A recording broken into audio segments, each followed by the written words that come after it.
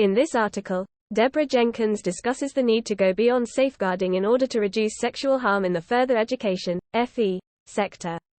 Deborah explores the historical context of the Cleveland child abuse scandal and the subsequent creation of the Children Act 1989, which laid the foundation for the safeguarding industry. Despite the widespread implementation of safeguarding measures, sexual abuse still persists in various institutions. Deborah highlights the challenges specific to the FE sector, such as porous physical spaces and the lack of understanding of current cultural and sexual environments. TDI aims to promote shared accountability and provide tools to reduce sexual harm. Despite the concept of safeguarding being an intrinsic part of everyday life and crucial to the fabric of most organizations, the risk of sexual harm today seems higher than ever. Deborah Jenkins explores the increasingly complicated environment in which we're working, the unique set of challenges that are faced by the FE sector, and how each and every one of us can play our part in reducing the risk of sexual harm and creating safer communities. The creation of the Children ACT and TDI, and the sexual abuse scandal that preceded it. I'm going to start by going back 30 years when a particular scandal was still reverberating around the UK, 6 years after it had first come to the public's attention. Between February and July 1987, 2 hospital doctors in Middlesbrough in the northeast of England had identified 121 children whom they believed to be victims of sexual abuse, all of whom were then removed from their families, some in the middle of the night. The pressure on social services was such that some of the children had to be accommodated in a hospital ward. In May 1987, parents of the children marched from the hospital to the press and the story hit the headlines. Dame Elizabeth Butler Sloss was appointed to carry out an investigation into the accusations, and in 1988 published her report, which found inconsistencies resulting in 94 of the children being returned to their parents. At the time, public and political outrage around what was perceived as a terrible injustice to innocent parents created a strong disincentive for agencies to pursue concerns. However, in 1997, a highly contentious BBC documentary found evidence that many of those children returned to their parents were subsequently removed again and the abuse against them had been confirmed. What became known as the Cleveland child abuse scandal was a strong factor in the creation of the Children Act 1989, which laid down duties for agencies to safeguard children and promote their welfare. This was fully implemented in 1993, creating the birth of what was to become the safeguarding industry with which we are now all familiar. Against this febrile background, Sue Winfield, at the time second in command of the Northumbria Probation Service, was particularly concerned about how known sex offenders were being managed. Communications between agencies were sparse, offenders could be released from prison and disappear into communities to reoffend, and time and again, opportunities to prevent sexual harm were lost because the trail of decision-making was weak.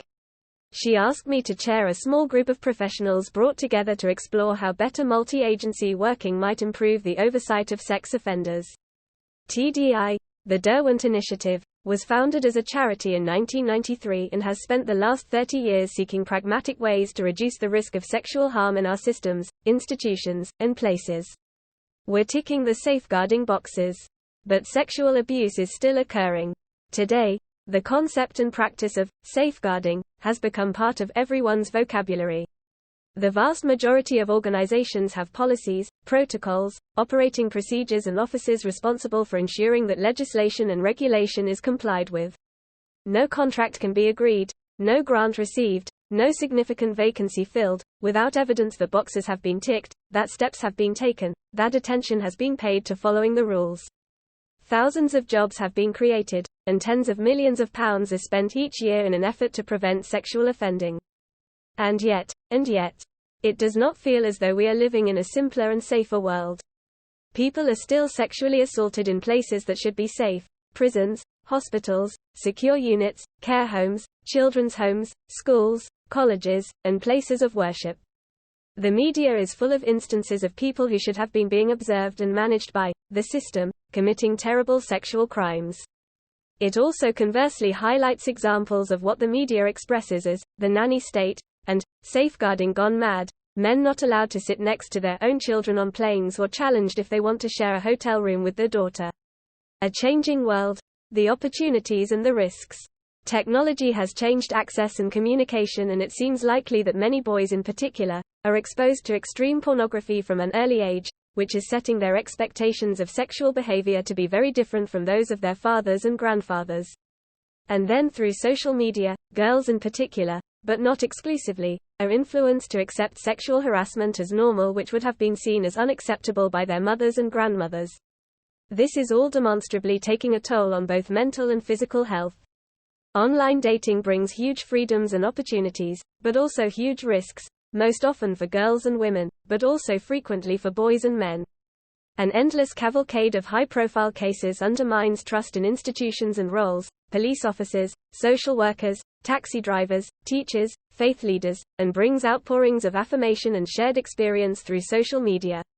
The murder of Sarah Everard not only reminded us that it is normal for women to be afraid of going home alone at night, but also taught us about savvy young people going on a first date and thrusting a couple of their hairs down the side of a taxi seat cushion in case the DNA needs to be found if they disappear.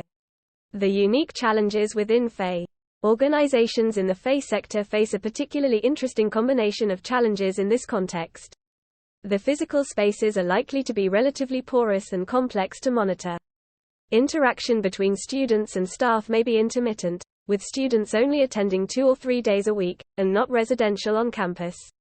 Ages may range from below 16 to older adults, but with a concentration on 18 to 24s, many of whom have had very little opportunity for normal interaction and learning during the COVID years. Expectations from regulators are high, but ability to manage behaviors is constrained. There may be very considerable separation of experience and detailed understanding of current cultural and sexual environments, between those accountable at the top of the organization and the student population. We know from recent reports, as well as online initiatives such as Everyone's Invited, and a great deal of anecdotal evidence, that large numbers of children and young people feel pressured and unsafe in the very institutions that should be safe places for them, despite all the efforts adults make. Over the 3 decades in which I have been working with TDI, I have been very much struck by the enormous growth in the complexity and responsibility which has been put upon the shoulders of those working in, and accountable for, organizations in relation to these issues. Through our Leisure Watch scheme, for instance, which supports organizations running public spaces, ranging from swimming pools and leisure centers to bus stations and libraries, we've talked to people whose jobs have changed beyond recognition. Somebody who runs a large railway station started their career being concerned about the trains running on time, nobody falling onto the tracks, and pickpockets in the rush hour. Now, in addition to those things, they have to be alert to so much more. From paedophile hunters using their station as a honeypot for a sting, to vulnerable young people in the care system coming in from the suburbs and falling into bad company, to signs of modern slavery, to predators hanging around shops which appeal to young girls after school, to groups of young people mobilized on social media trashing stations on the metro system, and to aggressive behavior to their staff filmed on phones and disseminated live on the internet. All of that within an enormous and immensely complex construct of legislation, regulation, cultural minefields, and organizational and personal risk. It's understandable that many people become overwhelmed by the complexity they must deal with in their roles. Although they will have had basic safeguarding training, often online, and will be more or less familiar with their organization's protocols, that's often not enough. Our 3 decades of working with people in these roles have revealed they can feel that they may get into trouble for expressing opinions, they're worried that there will be consequences if they report something that makes them uneasy, they're not sure whether something they may be seeing is legal or not. Although there are very many organizations which can offer help and advice, for most people, safeguarding is only one element of their job amongst many, and few have the time or the resources to become a subject expert. Shared accountability and gaining the knowledge and tools to reduce sexual harm. TDI has always been interested in engaging as many people as possible in gaining the knowledge and tools to reduce the risk of sexual harm in their lives, and particularly in their workplace. There are practical steps that leaders can take to promote a culture of shared accountability that goes beyond conventional safeguarding. Embarrassment, uncertainty, cynicism and a sense of powerlessness all create opportunities for harm, and it's important for leaders to be aware of the gap between apparently sensible policies and protocols and the day-to-day experiences of their colleagues trying to implement them. In collaboration with educational charity and awarding organization NCFE, TDI has recorded a series of 6 podcasts looking at the questions leaders in FE might want to consider as they find their way through an increasingly complicated environment in relation to sexual behavior and harm. Whilst none of us can eradicate sexual harm, we can all cultivate defensible decision-making, and that starts with gaining an understanding of what's actually going on in an organization.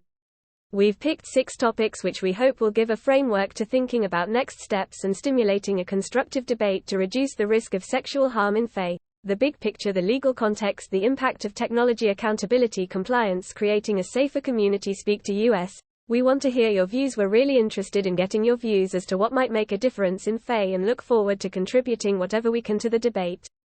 Get in touch with us via or www.tdi.org.uk/fe-news/ to let us know about your challenges and what support and solutions you're looking for.